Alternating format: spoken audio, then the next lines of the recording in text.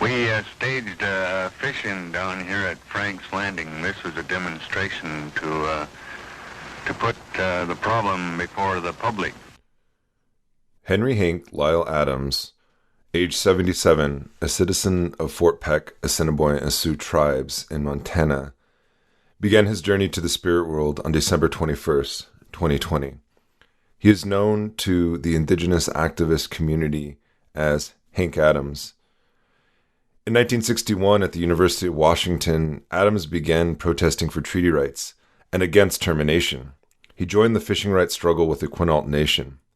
And during the famed 1963 March on Washington, Hank Adams teamed up with National Indian Youth Council Executive Secretary Bruce Wilkie to bring actor Marlon Brando to Frank's Landing on the Nisqually River and into a coalition of 37 Northwest tribes for a mass public demonstration in Olympia in January to March of 1964.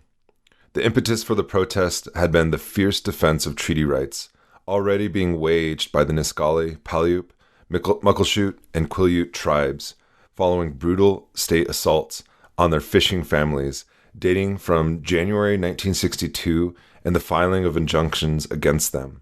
This began Adams' lifelong relationship with the Frank's Landing Indian community and its leaders, Misael Bridges and Billy Frank Jr.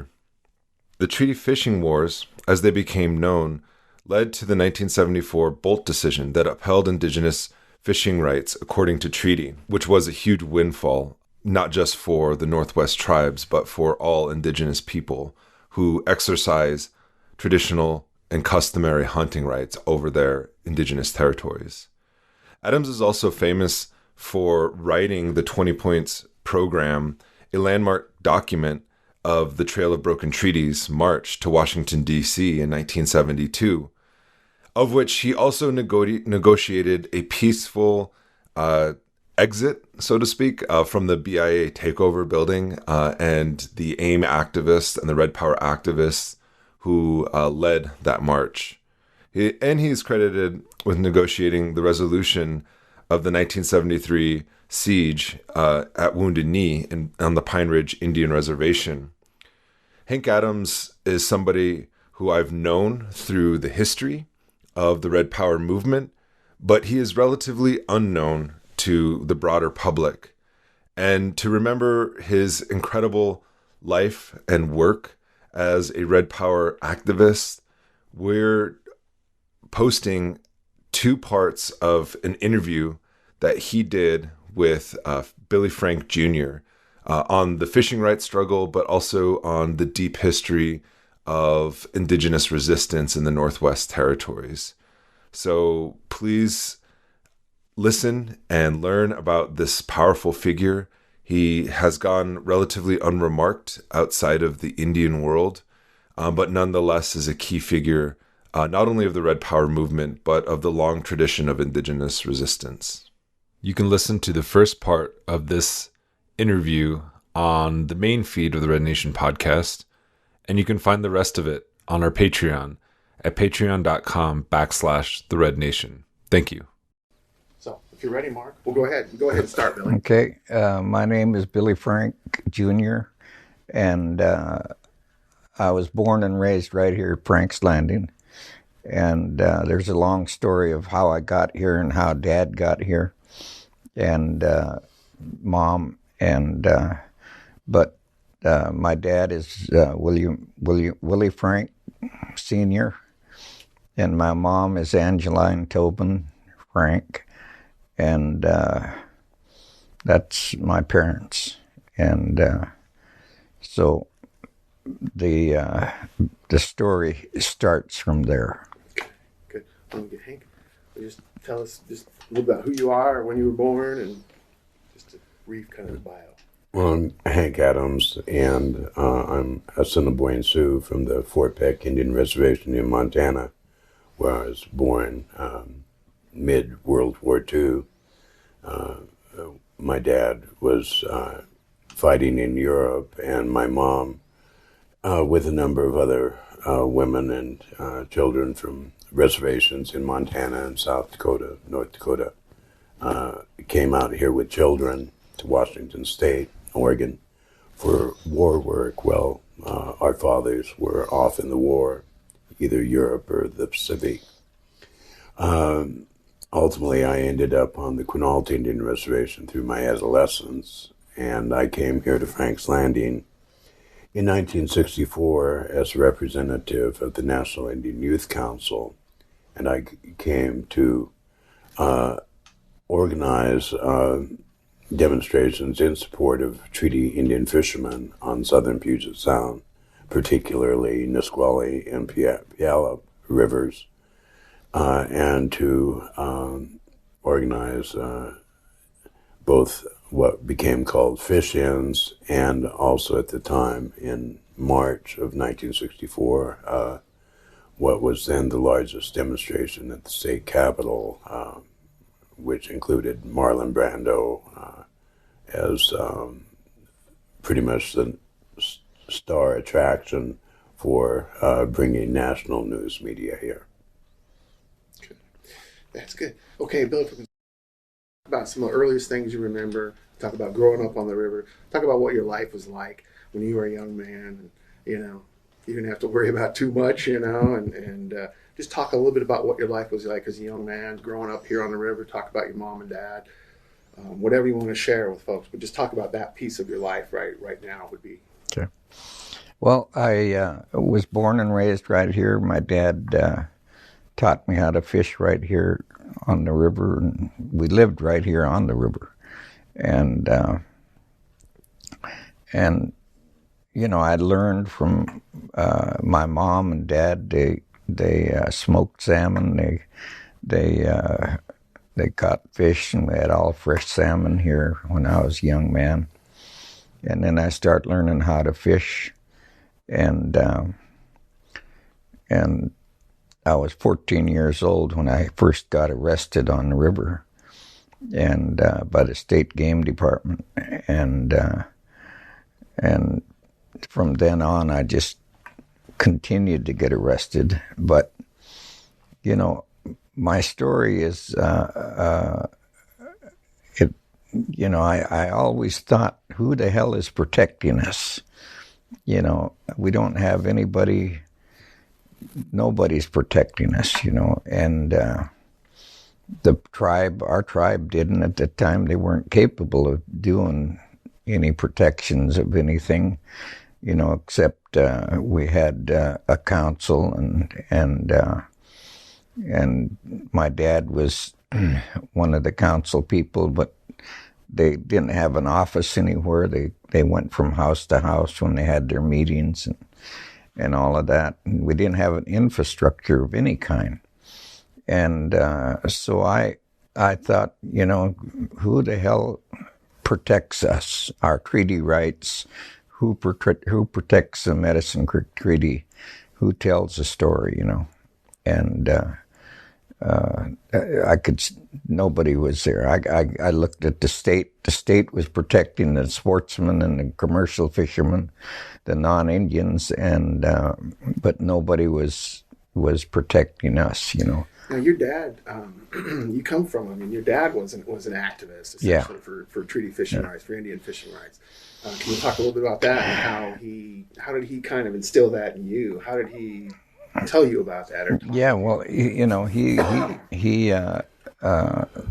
was, he was always way ahead of me, because he was always trying to protect the off-reservation fishery, the usually custom fishing grounds, which was in our treaty. And, he had court challenges and different other things, that was going on. And Hank will get into that a little bit and fill some of the blanks in, but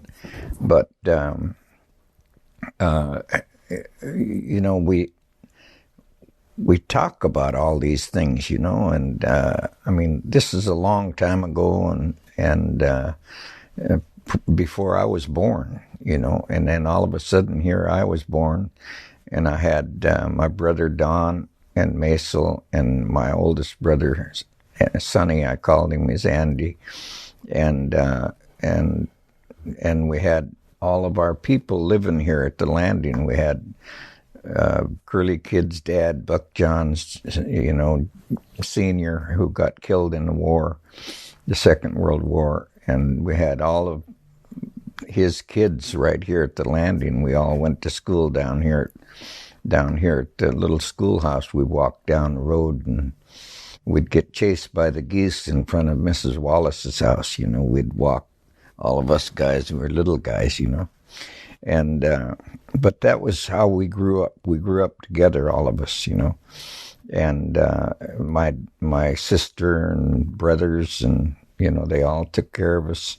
We swam in this river from daylight till dark, in the summertime. And this was our playground. This whole watershed was us. We went down to the mouth of the river, and we'd fish for flounders. We'd walk on the creeks, and the flounders would be under our feet, and we'd pick them up, and we cooked them right there. Dad had a big boat, and we went down with the tide, and then we come up with the tide. We oared the boat up. We didn't have a motor or anything, and that was all of our life. And we saw, there was no people around here. There was farmers up and down the river, and and I got to know everybody in this valley, but now I don't know anybody, but that was how. There wasn't a lot of people, and they all lived in this valley, and but we all knew everybody, and we worked with everybody. We knew Went Bennett across the river that allowed the Indians to stay over there in them little cabins that he had, and we got along good with the neighbors across the river. And there was an old bridge right here, an old wooden bridge that went right here by the school across the river, and Went Bennett was kind of the constable of all the, there was no sheriff or no, there's people had to keep order, and he was kind of the guy that kept order, and he was a farmer, but he was a guy that kind of protected the Indians in a sense that he didn't know the law, or he didn't know any of that, but he knew that the Indians had a right to fish, and that was before I was born, but when I come along, Went Bennett was gone. That was all Army property over there, and the Army took that property. The Second World War, they took that property. Now First World War. Or the First World War. That was our reservation. They took 2/3 of Nisqually Indian Reservation, and then the Army took that land across the river, and all of a sudden this land became the United States Army, the Defense Department, and so that's kind of how I watched all this, happen. So you were arrested the first time when you were 14, and then you came in. When were the first years you were here? 1960. Well, my involvement comes much earlier than that, and in the sense of the National Indian Youth Council's involvement when initiating in 1963 what we called a national campaign of awareness relating to the defense of Indian rights, and we surveyed issues across the nation, looking for some of the most serious assaults on Indian rights, treaty rights, and basically at that point it came down to two places. One was Kinzua Dam in New York, Pennsylvania area, where the Senecas were being dispossessed and removed from their lands and flooded out by Kinzua Dam, and the other was in the Northwest, where 2 years earlier, here on the Nisqually River, the state of Washington had undertaken an all-out police assault on Indian fishing rights under the various treaties here in Western Washington. And but as I say, I go back earlier, and I go back, to my grandparents. I had grandparents at the Battle of the Little Bighorn in 1876. Before that, I had ancestors who were going to Washington, D.C. on what were called peace delegations, or among the Sioux nations. There, even the Battle of the Little Bighorn is one of the most impressive instances of Indian defense of Indian lives and Indian people and Indian territory. And so, that I'm familiar with in my own family, in my own grandparents. And my grandmother was, a child at that time, but her parents were involved with Red Cloud and with some of the famous Sioux or Lakota or Dakota leaders from the 1860s, 1870s on up beyond. And so so it was, a question of what is the Indian history of defense of rights, and how do we apply it today, say in 1963, 1964. And the most intense assault at that point was physically against Indian fishermen here on southern Puget Sound. And so we, as an organization, sought to come here to form some element of support to those who were under attack. And in January of 1962, one of the most brutal assaults against Indian fishermen to that point had taken place here at Frank's Landing. And it continued after that. But, and again, as I say, going back, is I was my family first moved to Longview, Washington, and then for 7 years at the Dells, Oregon. So I was present on the day they dedicated the Dells Dam, and I was there the day that they set off the explosions to begin construction, and these were underwater explosions. They sent geysers up, hundreds of feet high. And then the next day, saw the riverbank, saw the Columbia River, just where the fish had floated up onto the banks, and were all these dead fish, salmon, sturgeon, and smaller fish. And so I saw that happening. I saw Celilo Falls. I lived by Celilo Falls. I went to school with the kids from Celilo Falls before there was no more of Celilo Falls. So I saw one of the most scenic wonders on the North American continent disappear, in the 1950s.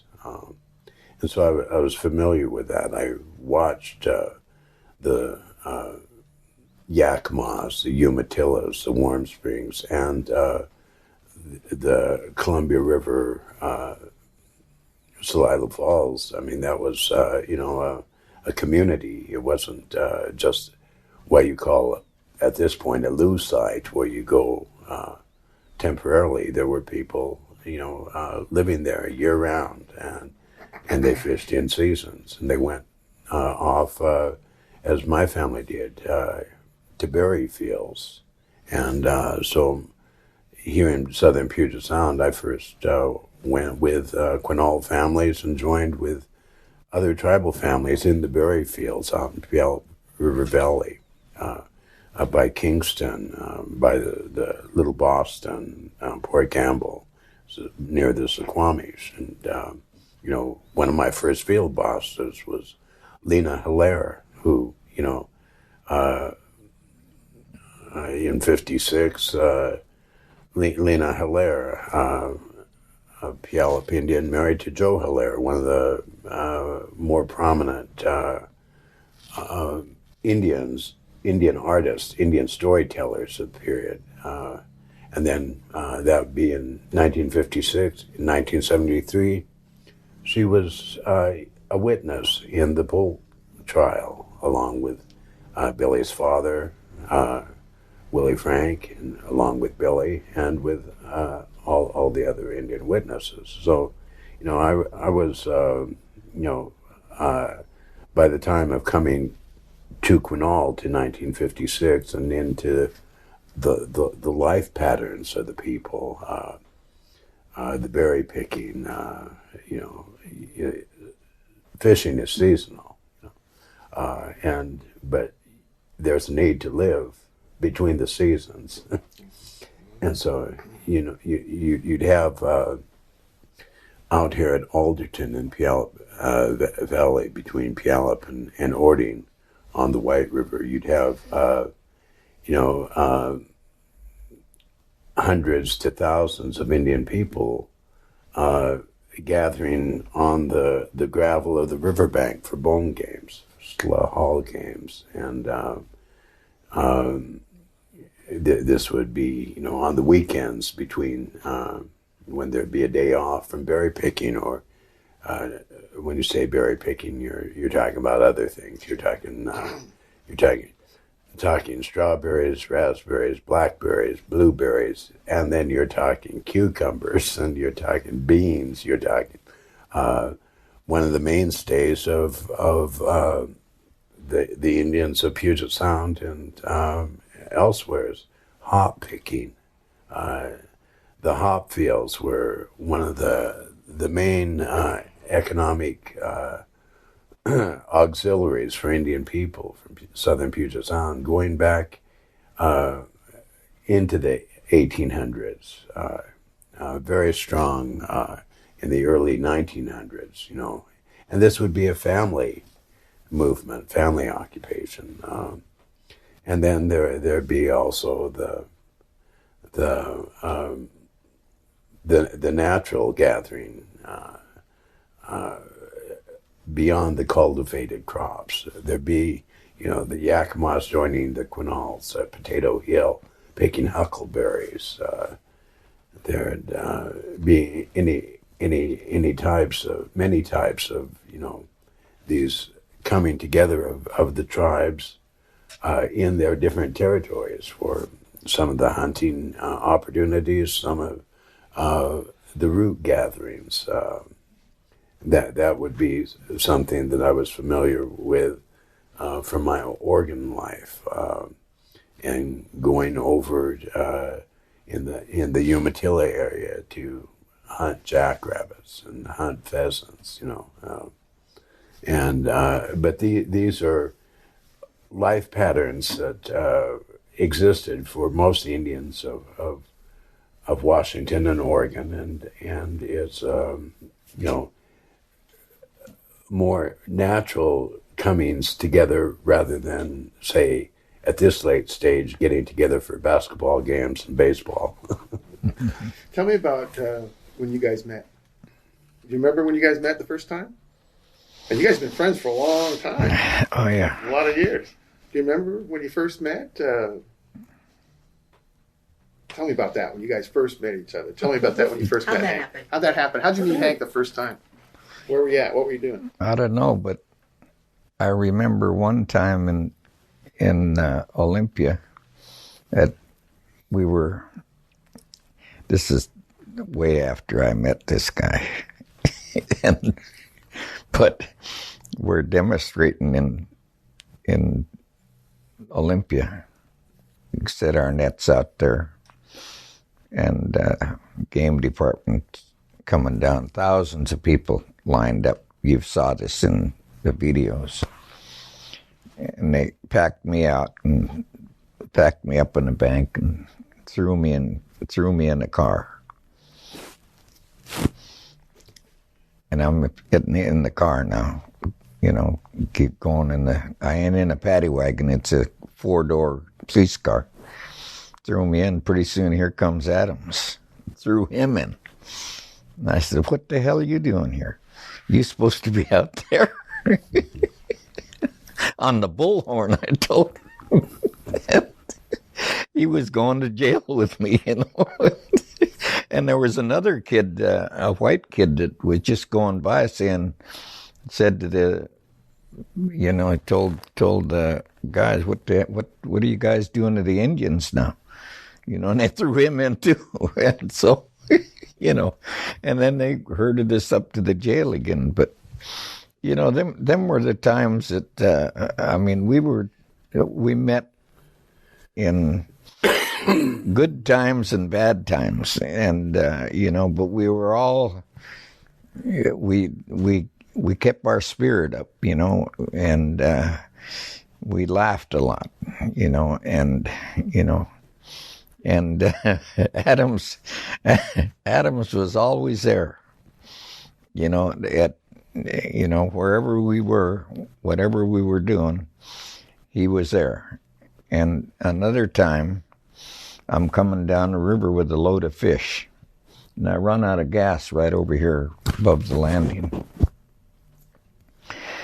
And I'm floating down toward the log jam. Log jam's right here, and Dad's house is right here on the water break.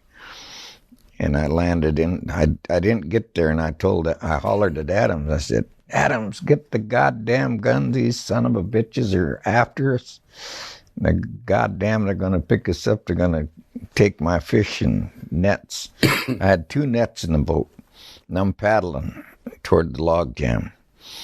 And these game wardens are behind me. They had a little motor. They were, they never had anything big. They were just putting along, And so Adams he runs and gets a rifle. And he's coming across the field, and he fell down. The rifle went off. Everybody dropped to the ground. The game department said, "We're under attack." and Don Redmond heard this in Olympia. He's a sheriff. They said, "The landing's got us under attack. We're all being attacked." This is Adams shot up in the air somewhere accidentally, and he cut his hand. And here comes Don Redmond come down the road, and he drove into the landing. We know Don. He's the sheriff of Thurston County. And he asked Adams what happened, and Adams, said, "I cut my hand, I fell down, and the rifle went off." And, that's another time that, it's just them things that happen. This is just way in our life, Adam's life, my life. But there's a whole lot of stories in all of these lives, and clear back to Washington, D.C. when we took over the BIA building, the marches that we were on with Martin Luther King and in the 60s, and all of these things, the Alcatraz thing, the Wounded Knee and everything. Adams was always there along that road. And we all,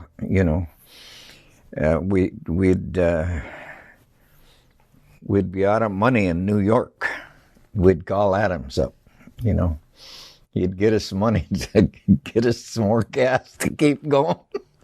And these are just remembrance of things that Adams fills in the blanks, and and of stories that we tell.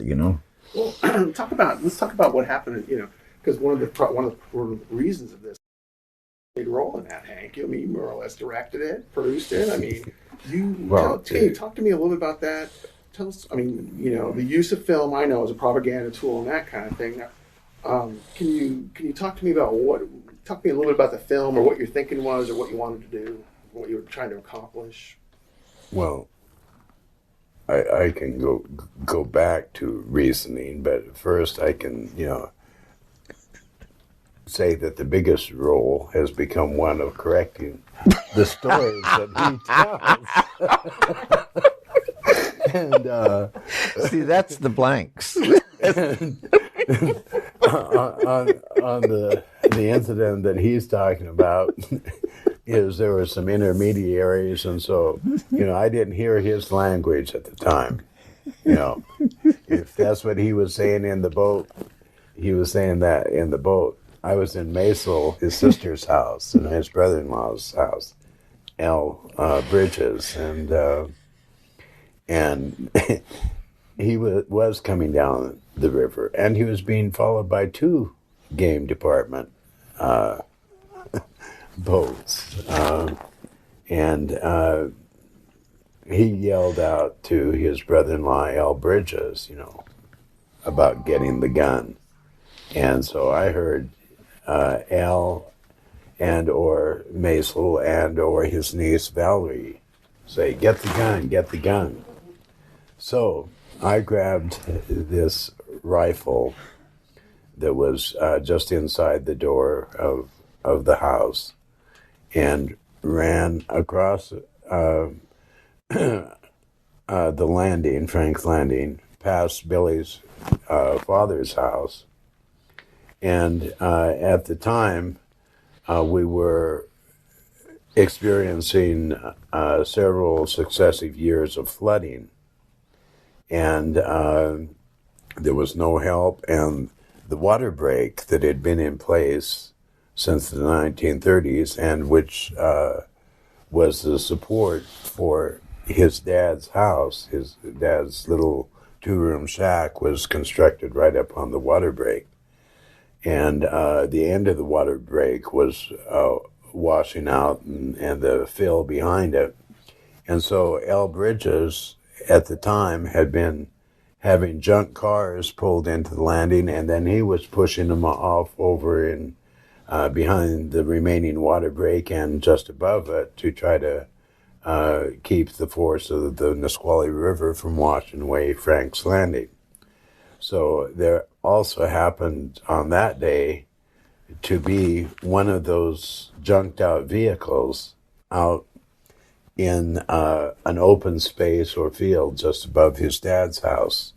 So there'd be all these great maple trees and fir trees, some cedar, just above his dad's house. And then it stopped where they were being washed out, and there was this open field, and there were about 100 feet out there was this junked out car ready to be pushed off over into the river, something that we would never do today.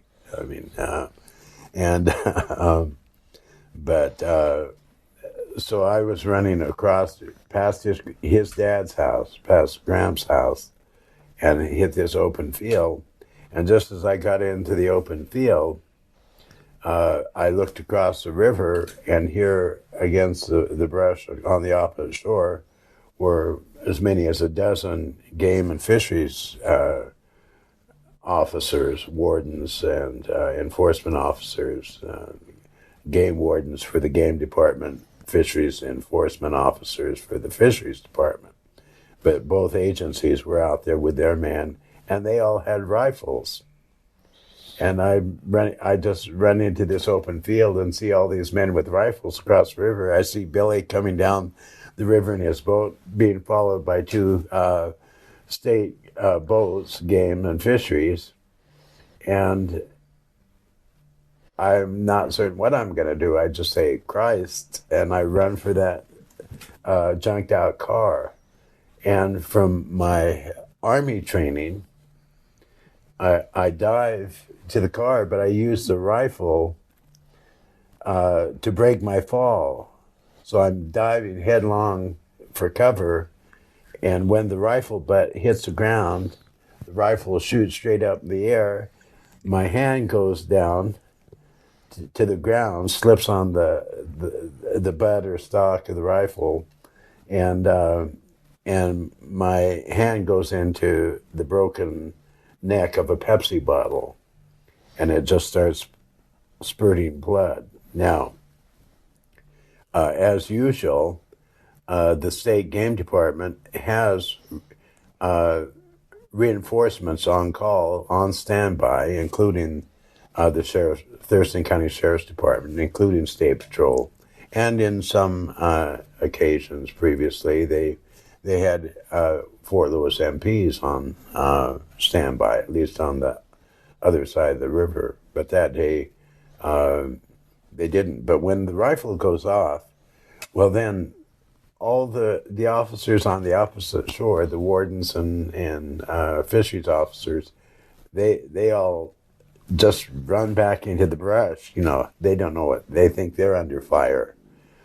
And the two boats following Billy down the river, they dive to the bottoms of their boats and then start motoring blindly down the river past the landing and past Billy, who is pulled into his dad's house and starts, securing his boat and nets of fish. But that's the story. And but then with that,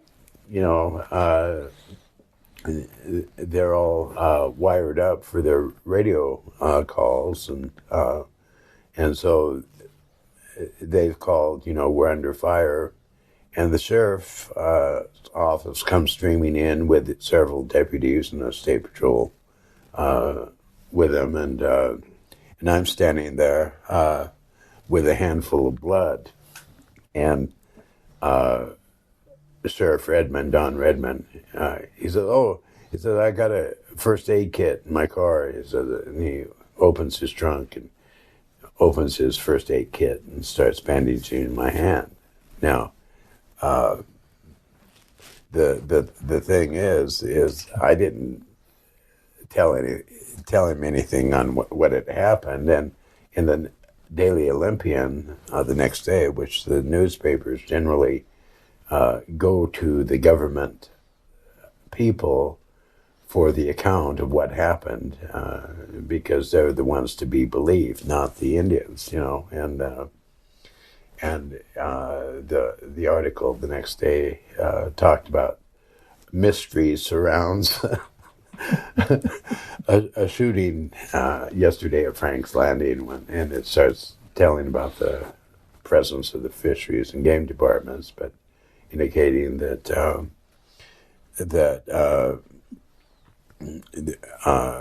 one person was wounded, Hank Adams, but he wouldn't tell the sheriff what happened, and so they could only speculate on how he got his wound. and it was just as well that they didn't know it was a broken Pepsi bottle. And as I say, this is the story. Billy told it to some of his nephews and nieces and the story gets better every time. The story just keeps getting better and better. His sisters, he was telling this to his sister's grandchildren a couple days ago, and absolutely, and it wasn't a Pepsi bottle; it was a beer bottle. And so my role has become one of just setting the record a little straighter than Billy, who I formally met first in 1964 when coming to the landing for the National Indian Youth Council, was going to the landing, but also to the Nisqually government. I met with Reuben Wells and his wife Ramona, who were then, he was the chairman of the Nisqually tribe, and she was his chairwoman. But anyhow, I met with them to ask the Nisqually government to support the fishermen who were being arrested at Frank's Landing. And they did come together momentarily or in that period. And I then came to Frank's Landing, and which I hadn't been to before. And as I tell that one, then I came upon an Indian that was probably the most military Indian I'd ever seen, with his close-cropped hair. Still trying to get out of the Marines, I guess. And ask him for the directions to Frank's Landing, and he told me I was there.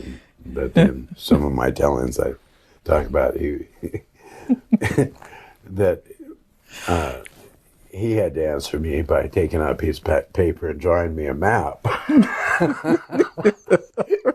Because through the years, since 1964, I've seen a lot of Billy Frank maps that cover little areas and cover large areas. They go from local to international. He's I called him cartographer par excellence, the master map maker, and he's used it in a lot of forums to illustrate what all is involved, people-wise, territorial-wise, water-wise, land-wise. And he's, in those days, we didn't have what he called geopositioning or anything. And so we just had his map drawing skills.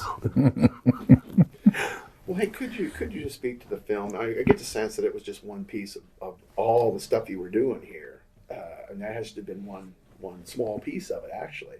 But the film, what was the thinking behind it? Was it just, again, another tool to convey the message that you were trying to get out? Or, I mean, how did that come about? Which film? As Long as Rivers Run. As Long as Rivers Run. Well, there, again, in part of the film, going back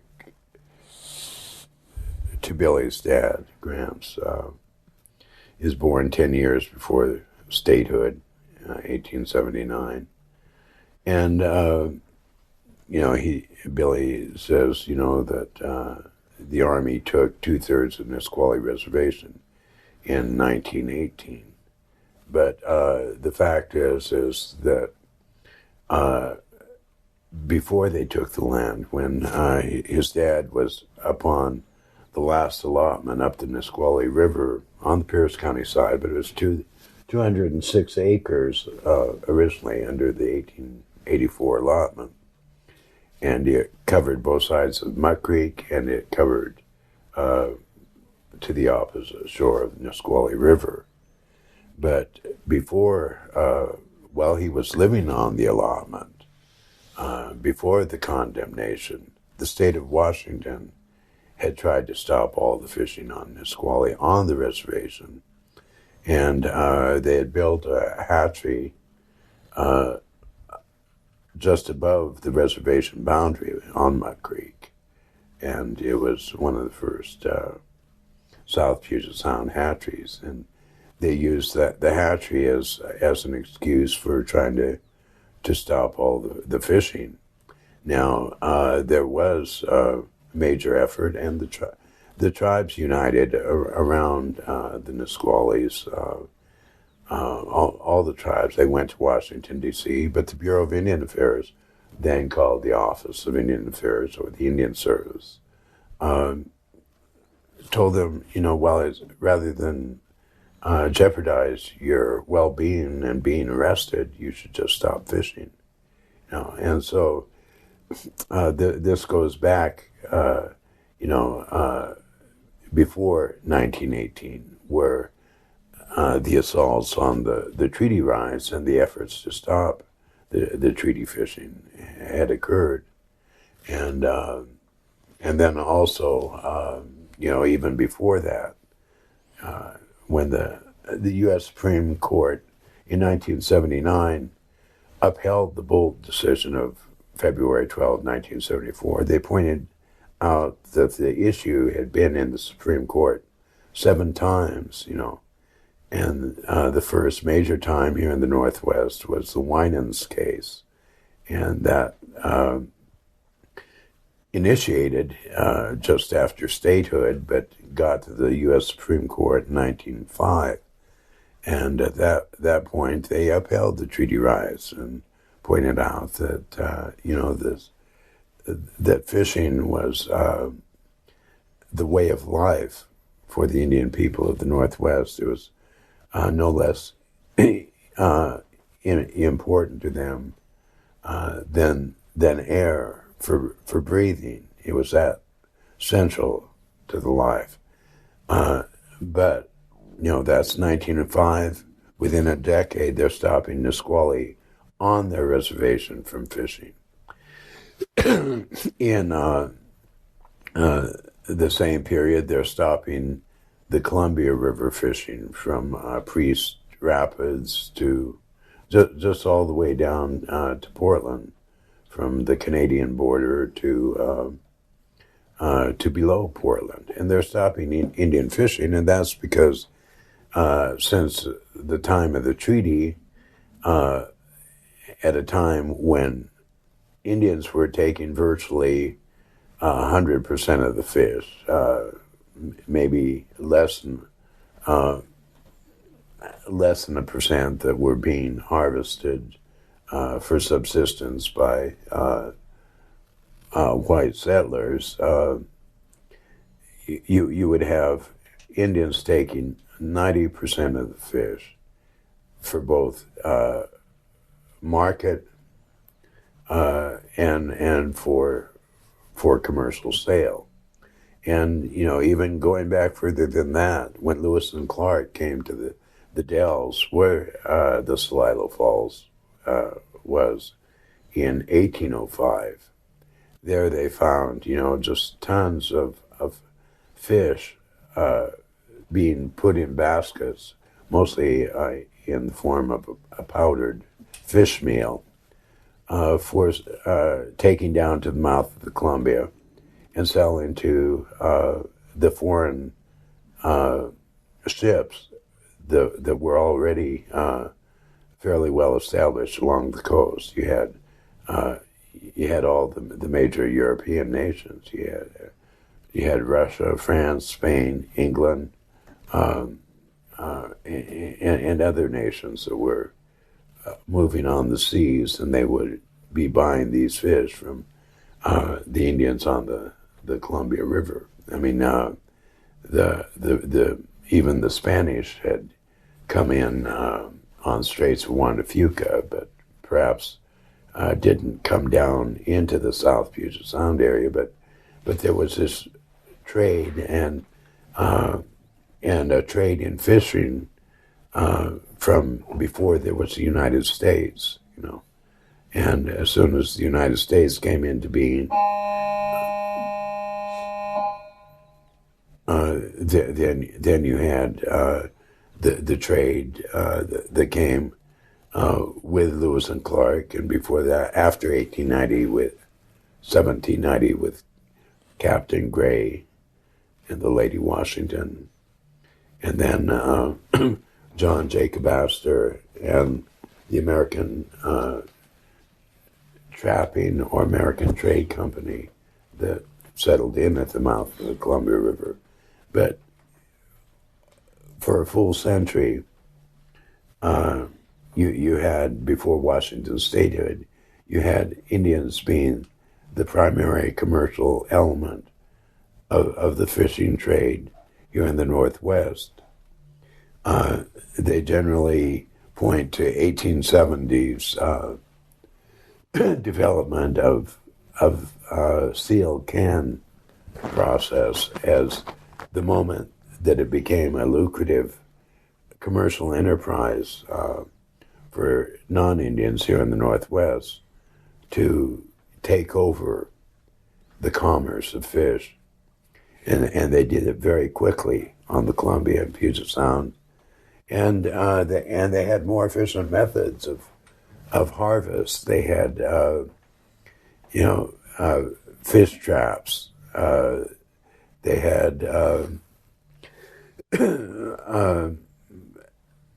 netting that was basically operated on the shorelines with teams of horses, and they would just dry in all the fish that could be captured in just unimaginable volumes. And this was, on a resource that had numbered, maybe 30 million plus salmon coming into Puget Sound on the coast and into the Columbia River at time of statehood. And at time of statehood, then you had this concentrated effort to eliminate the Indian fishermen from the fishery. And you had it on the Nisqually, and where I grew up on the Quinault, where they have not 6 acres like Frank's Landing, but 129,000 acres that contains 2 main rivers, Queets River and Quinault River. Quinault River, and a major lake, Quinault Lake, lesser rivers, Raft River, Moclips River, and they were fishing on those reservations when I came there in 1956 and beyond. And they were fishing south of the reservation. They were fishing on Janus Creek. They were fishing the Hum Tulips. They were fishing the Chehalis. But at the time that they started attacking the Nisqually and Puyallup fishermen in 1962, then the Quinault tribe, on advice of their lawyers, was restricting their fisheries. They were pulling onto their reservation. They closed down Janus Creek, Moclips River, Hum Tulips, and started eliminating household members from the fisheries, like Quinault women married to Indian men from other tribes found their husbands being removed from fishing activity, their kids being removed. Now, I was fishing on the Quinault River through high school. I was digging clams through high school on the Quinault Reservation and off. And in the 50s and on past the time of coming up here to Frank's Landing in 64, I was fishing with state authorization under state law. Clam digging, which is commercial clam digging, and sports clam digging, just on the basis of what was called a blue card. I had a blue card from the Bureau of Indian Affairs that indicated that I was an official member of an Indian tribe. And the state laws at that point didn't draw a distinction between tribes in the state. They said Indian. And since 1942, on another case that went to the U.S. Supreme Court, the Thule decision is...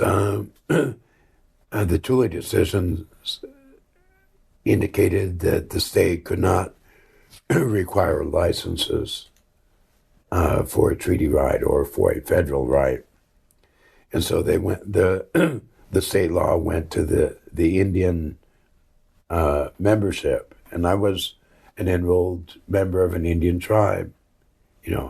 I wasn't a member of any treaty tribe from Western Washington, but I satisfied the requirement under law. So while I was fishing down there on the clam beaches, they were throwing Nisqually and Puyallups in jail for exercising rights up here on Puget Sound. And but one of the things of recognizing fears that tribes had, like even the Quinault tribe, with a major reservation, with major on-reservation resources and major off-reservation resources, they were shutting themselves off-reservation, restricting themselves more unnecessarily than they needed to on reservation because they were afraid that they would lose their treaty rights on reservation as well. But they're in the Quinault, and I was, learning their history during my adolescence in high school. And I was aware that, that they had an attempt by the federal government in the 1920s to contract out all the fishing on the Quinault River to non-Indian canneries, and to put the Indian fishermen on the shore and out of the fishery in order to lease the fisheries to non-Indians. And so there was the major Quinault case at that point was a case called Mason versus Sams, and it challenged the contracts or the leases that the Bureau was making with the canneries, and defeated the U.S. government in their attempt to eliminate Indians from the fishery. And one of the persons, Hannah Mason, she was a young girl at that time. She was Billy's dad's generation, but she was granddaughter of Chief Tahola, the signatory to the Treaty of Quinault of 1855. And there's two treaties of Quinault or Treaty of Olympia. And but anyhow, it was her family who brought that lawsuit, Mason versus Sams. And yes, in the 1920s, right after the different tribes came together to protect the fishing on Grant's allotment up on Muck Creek in 1913, 1914, 1916 period. And so there is a period in the 1950s that again goes back to Nisqually, and that's in 1937. There's what's called it's called the Windy Canyon case here on Nisqually River.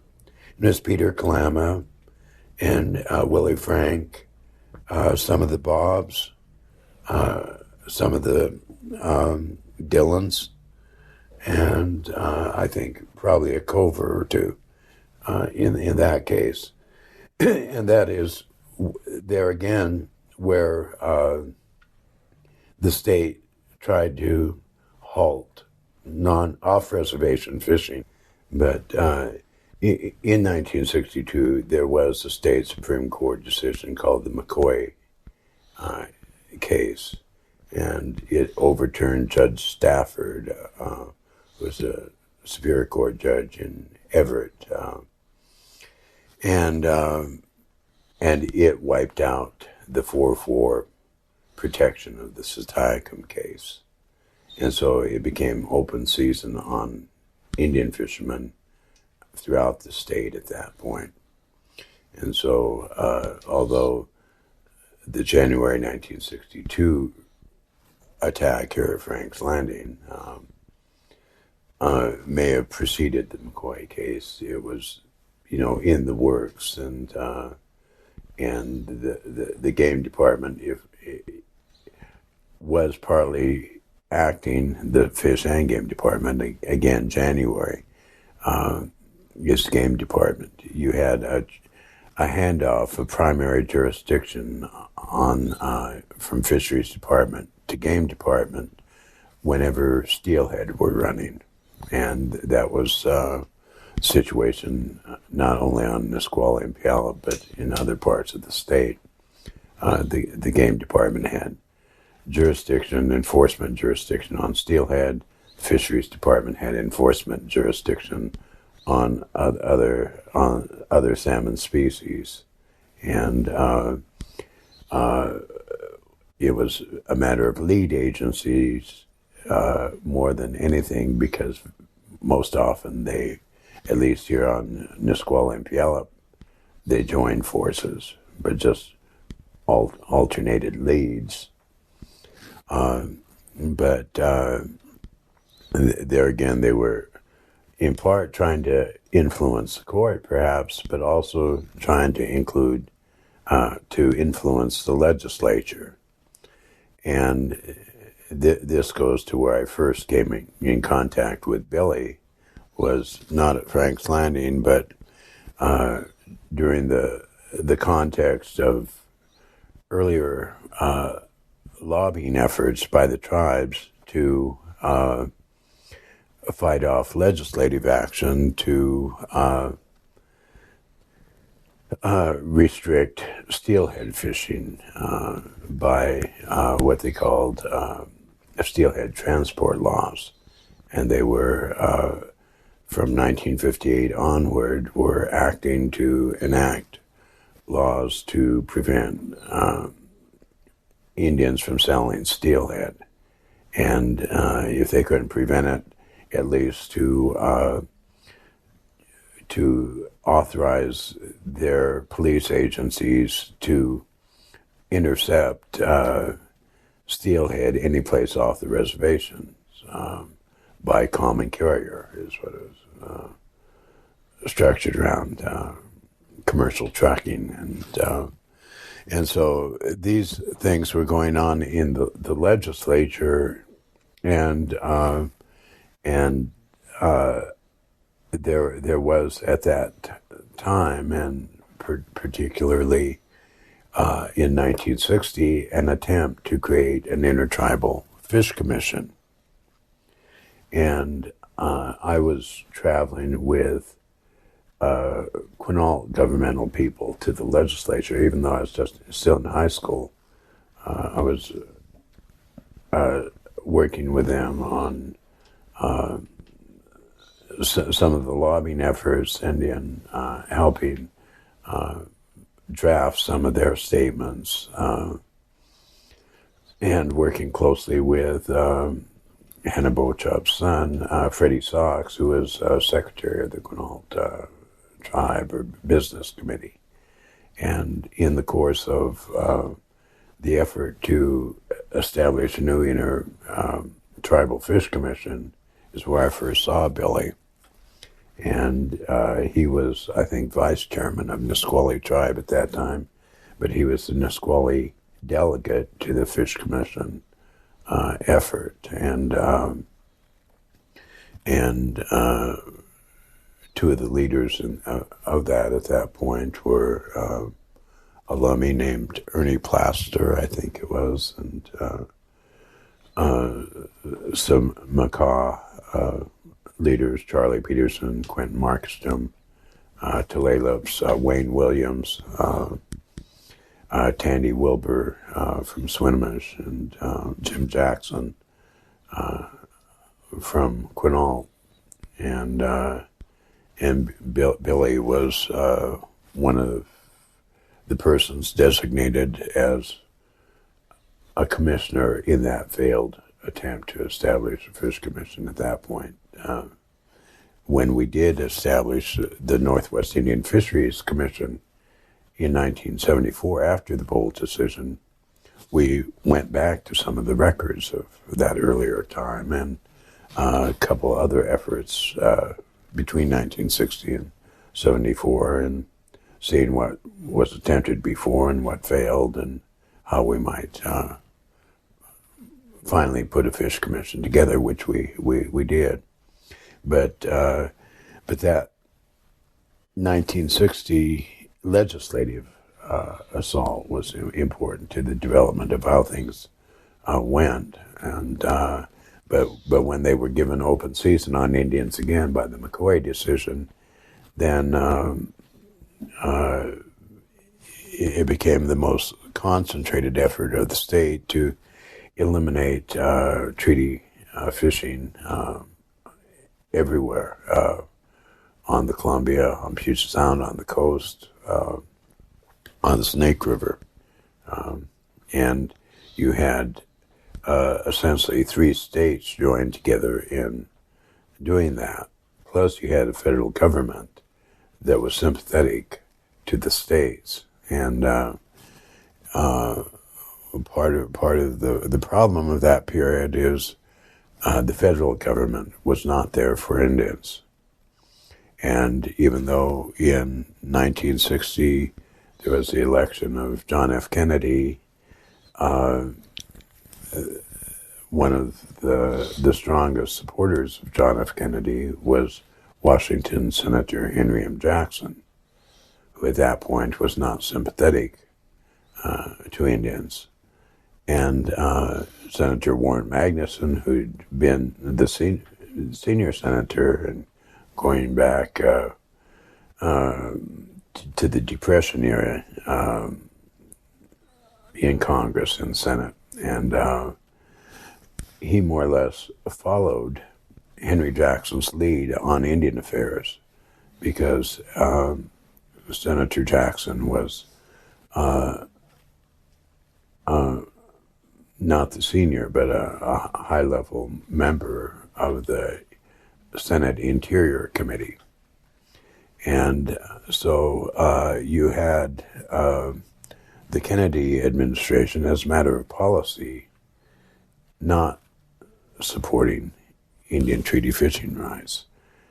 They had a task force, Indian Affairs Task Force, that came out here in 1961, whose primary recommendation was to set up an office to formulate new tribal enrollments, restrictive tribal enrollments, with the objective of limiting the number of persons who could claim treaty rights. And that was part of the Kennedy policy. After the McCoy decision and after the attacks on the Nisqually River of 62 and 63, and then you had, in 63, you also had a new strategy which went beyond criminal enforcement of state laws, but went in a design of finding the weakest tribes and trying to use civil litigation and injunctions to stop fishing. And in the documents of that period, the state offices, departments, and executive offices identified the weakest tribes as being the Nisqually, the Puyallup, the Muckleshoot or Green River fishermen, and the Quileute. And so they brought injunctions in these 4 places, and were able to get first preliminary injunctions and then ultimately permanent injunctions, prohibiting persons from fishing on these rivers in off-reservation sites.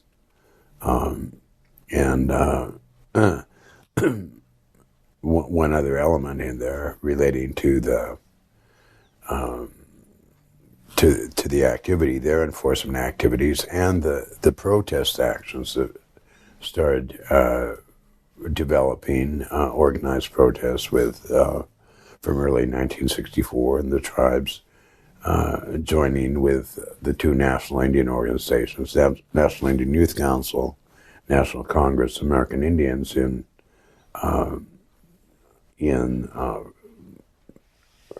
protesting, both by demonstrations and in different forms, and the fish-ins, as they were called, became to be called,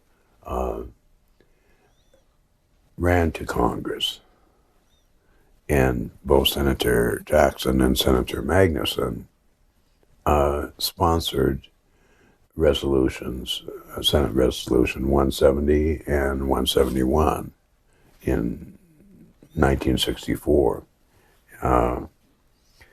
The were options, alternatives, one to the other. One would extinguish the treaty rights and provide for some compensation, and the other would just simply place all treaty fishing activity under the jurisdiction and regulation of state law and agencies. And in saying the federal government was not there for the tribes, the Department of Interior came into the hearings expressing no opinion on the measures, neither a preference nor an opposition.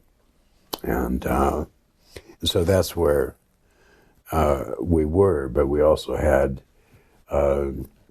these civil injunctions moving on up the chain. And you had Billy and his relatives, brothers, and friends there on Nisqually called the Renegades. And from 1963 onward, they were called Renegades. They were called Renegades by the federal agencies, by the state government, and by the frightened leaders of other Indian tribes. And you had at that time coming into play an induced racism that caused many Indians, and this was engineered by federal government officers from the agencies and from the central office in D.C., and the different tribal attorneys, the attorneys that had been around through the claims case process that goes back to 1946. But you had all these, you had what was called the Indian Bar. These were non-Indian attorneys, but represented tribes as general counsel and or as claims attorneys. And they were using such language as, well, they might preface it with, Indians don't demonstrate. Well, who does demonstrate? Well, you don't want to get down with the N people. And so it was just a very racist language and trying to influence the Indian leaders and the Indian people to say, well, we aren't going to demonstrate like the N people do, and those are just renegades out there on the river,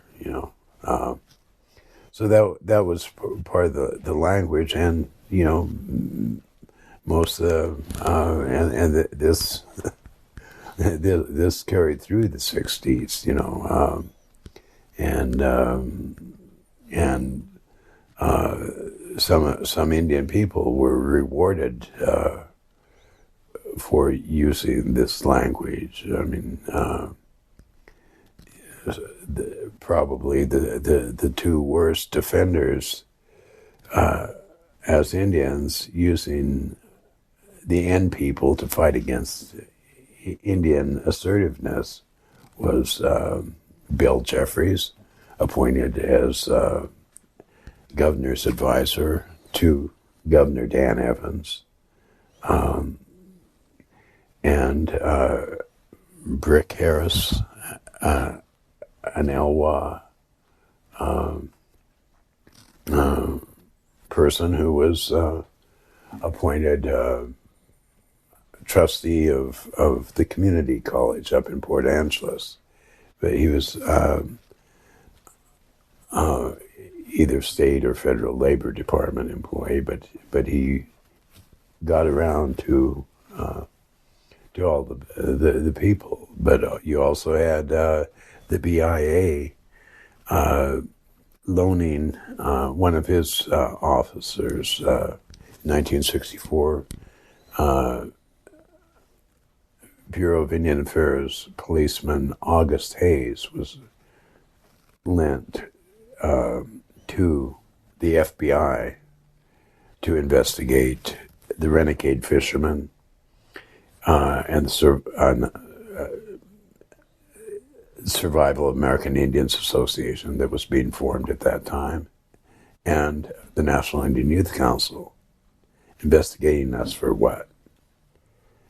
To see what role the Communist Party was playing in leading these Indians astray. That'd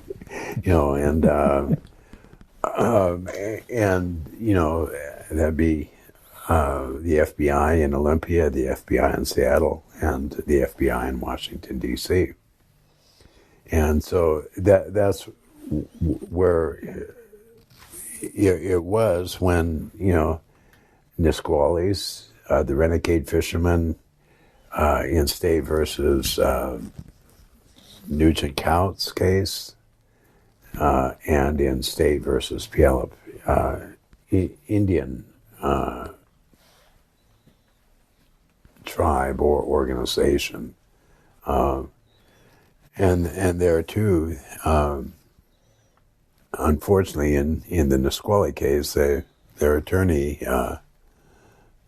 made just a devastating stipulation that saying, that if they continued to fish, it would destroy the resource,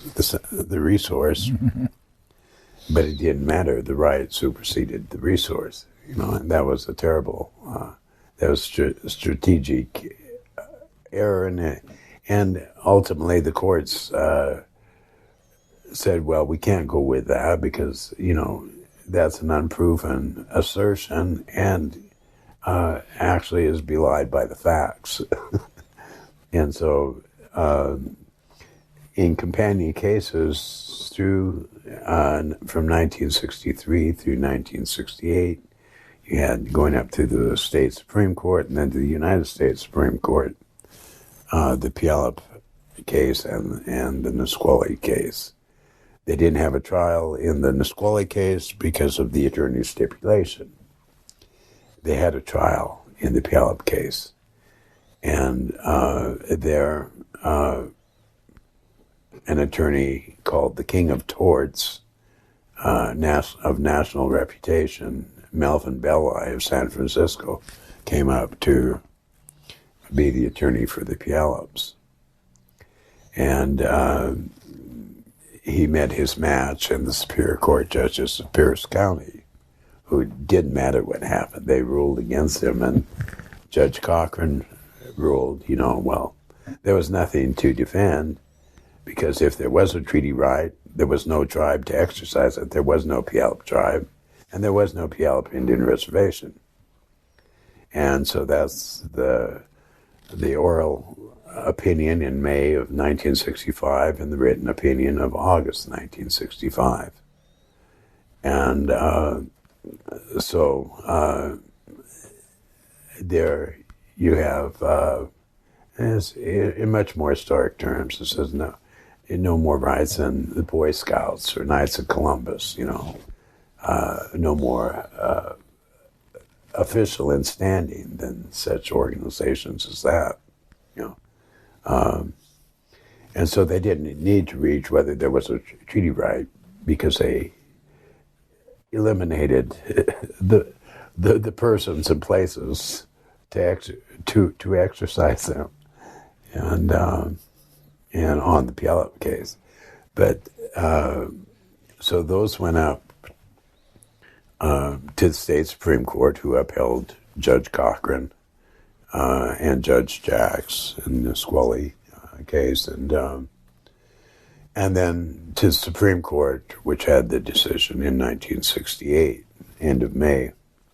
Now, this relates in and ties in, all of this does. I mean, in As Long as the Rivers Runs, you have Gramps and Billy standing on the cliffs of the remaining Nisqually Reservation, looking over at the condemned, taken away portion of the reservation, the Fort Lewis side.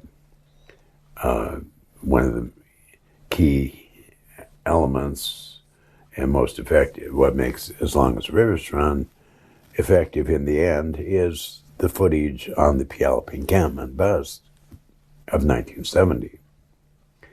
And the open aggression of the police force, police power of the state of Washington. And so, I mean, these things moved the world beyond where it was at that point for Indian people, for Nisquallies and Puyallups, but also other Indian people. And the U.S. Supreme Court did not come down on the side of the tribes. But in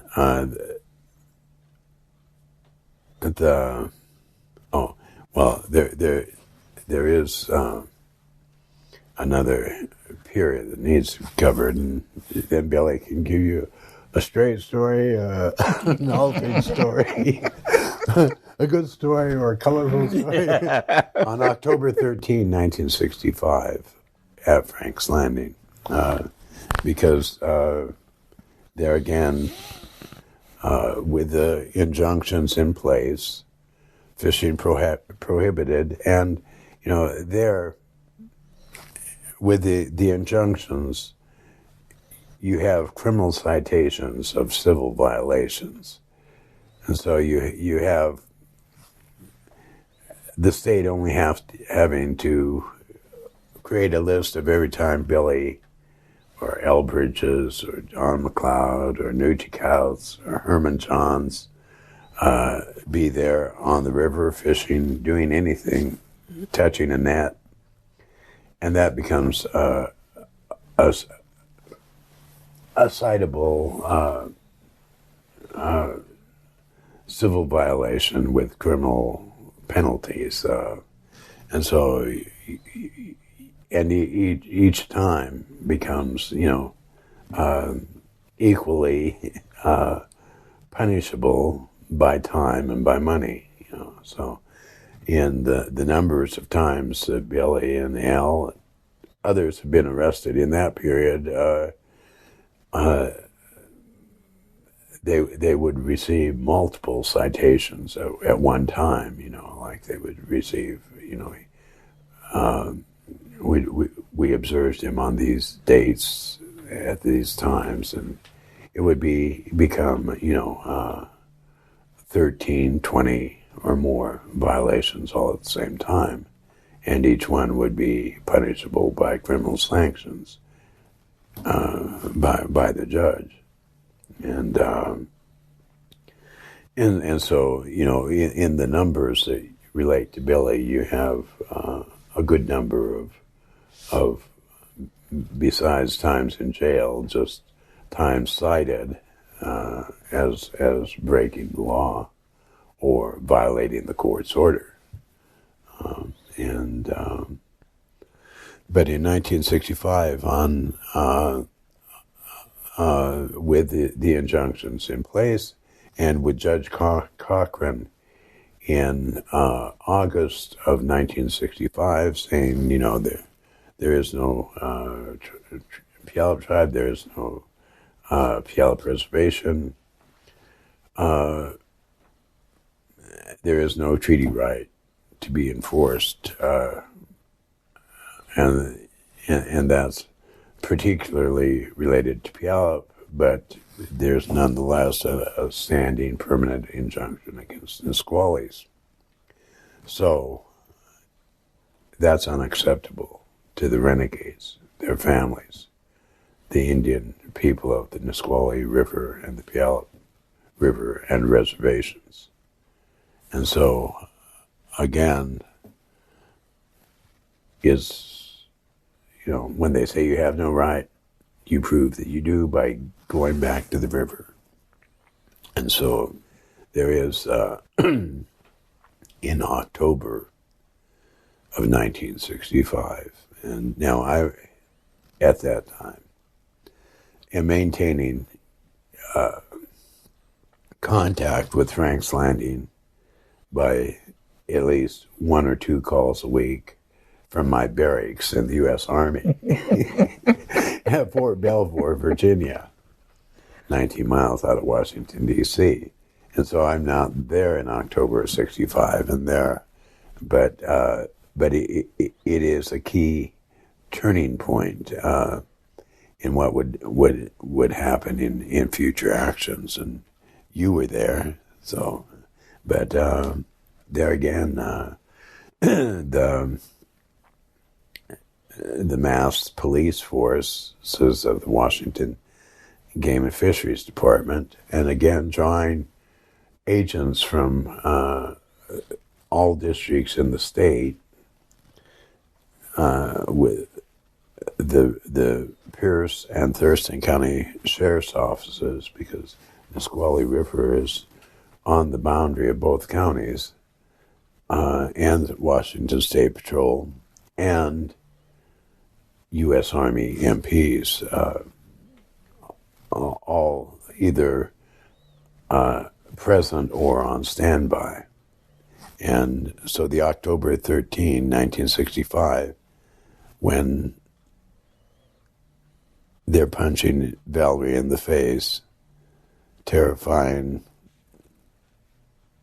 everyone. You were there. Why don't you relate to what happened then?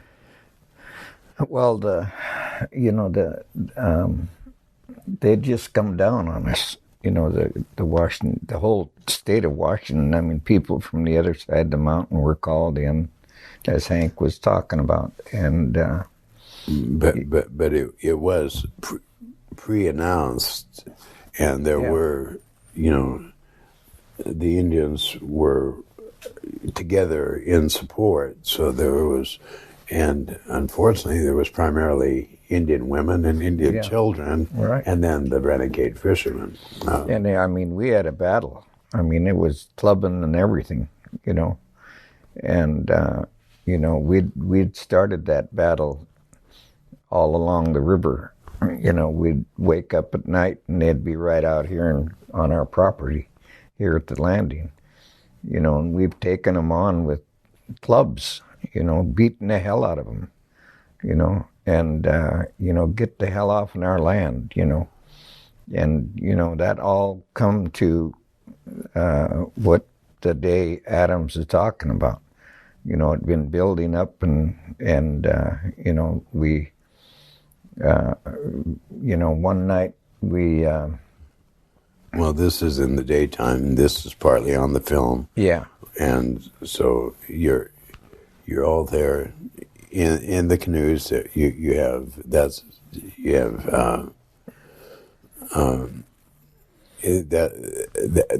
the one that's partly filmed in the film Treaties Made, Treaties Broken, where you are setting the nets down again below, right, by the water break. By the water break, yeah. And then and the state game department is filming this too, because some of the have favorable media with them in their boats, because when the nets are being set, then all of a sudden it's a charge, and the game department primarily, but both agencies come launching boats from across the river. Yep. On Army land. Yeah. but they're speeding across to the landing, and some of the films show them getting their saps, Yep. their metal leather case saps, ready to go, and they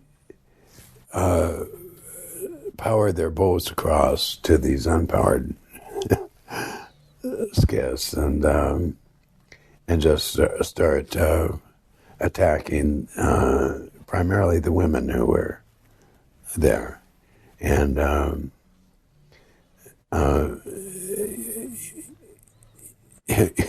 you were there, weren't Yeah. you?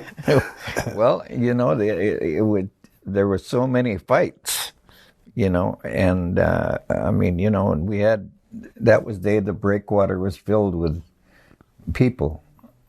Was that the day that, the witnesses were on the breakwater, and they were state and our people. I mean, the city of Seattle people and everybody had came to the landing to witness this day, and they witnessed this, and some of them went to jail. I mean, and I mean, it was just a knockdown, drag out fight, and a lot of our kids and women were there, and swinging oars and battling, and it just was a day to remember, and but there's that was just another day, in the life of the landing, for all of us, because they watched us 24 hours a day, and they were on Army land watching us, U.S. government land, so. Well, arrested that day were Billy's sister Maisel, his brother-in-law Al Bridges, his sister-in-law Janet McLeod, Suzanne Satiacum, Don George, and Don McLeod. Yeah. Now, those six arrests didn't go to trial until late 1969. But on that day, and there's quite a few pictures that show how terrified the kids were, and they were, beating. Nancy, she was a young kid, Nancy McLeod. But coming across, they had their, I don't know how many 8-cell flashlights, their saps, their batons, or long wooden billy clubs, coming across in the boats and attacking and ramming, trying to knock the Indian fishermen into the rivers, and Indian fishermen be women and guys. But again, like in the case of Don Redmond a couple of years later, is the sheriff at that time and the state patrol came tearing in from the roadside on Thurston County up the road into Frank's Landing. And so, and also attacking. So it wasn't just these forces coming across the river, it was coming down the road, multiple agencies and being quite brutal. And Dorian Sanchez was Dorian and Kenny McLeod, and they beat up on his niece Valerie, and his niece Allison, her younger sister, had to witness that, and with the blood just coming out, and there was blood all over Don George, and and they almost tore the clothes off from Dorian Sanchez. Yeah. And but Maisel and Al and the others I named were arrested. But as Billy said, there were witnesses there. And one of the main witness group was observers from American Friends Service Committee. It was Chuck McEvers. Yep. And I think Leo Leclerc was, Michael Indian was assigned that day as an AFSC observer. But one of the things about it was on that occasion and maybe another date at in the same time period is no matter what these witnesses saw, the state gave a completely different story to an accepting press. And so AFSC protested to Governor Evans and to the officials of the directors of the Game and Fisheries Department, but also to the U.S. Justice Department. And that kicked off an investigation by an agency created by the 1964 Civil Rights Act, which is the Community Relations Service. And the Community Relations Service sent up a guy from San Francisco to investigate what happened on October 13, 1965, in the days preceding, and whose story is true and whose story is not. But anyhow, they did this. A guy named O'Connell came up from San Francisco for CRS and submitted his support to the Justice Department.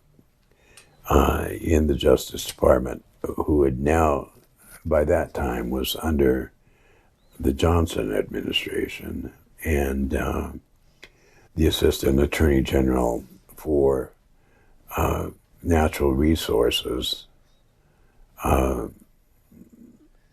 that point was an attorney named Edwin Weisel, Weisl.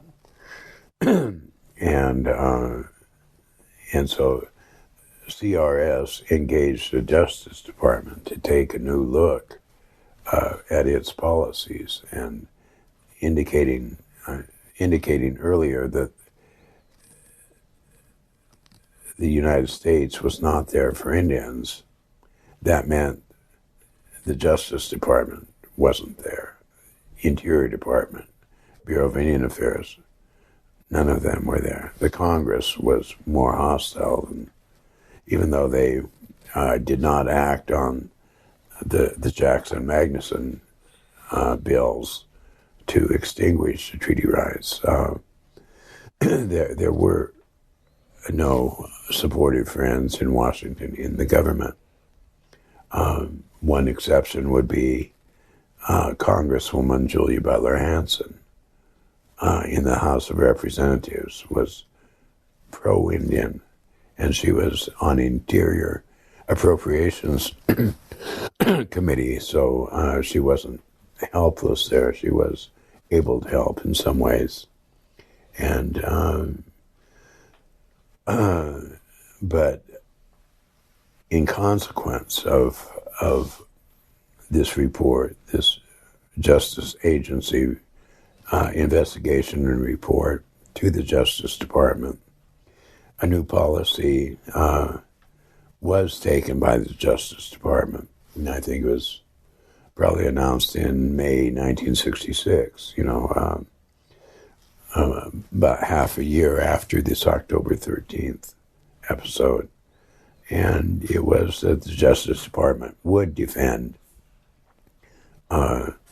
treaty fishermen of Washington and Oregon who were arrested by state agencies in the exercise of treaty rights.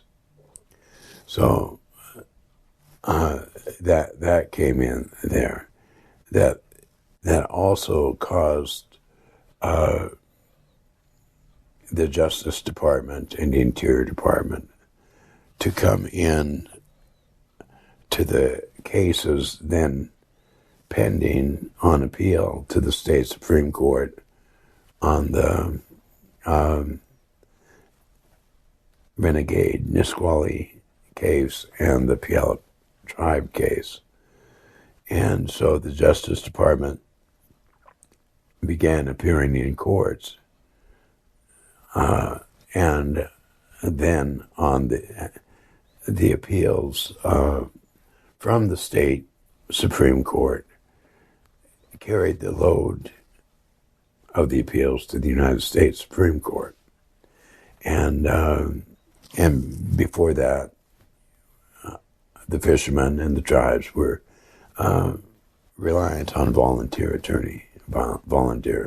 counsel, unpaid counsel, and didn't even have, at that point, the support of such organizations as ACLU.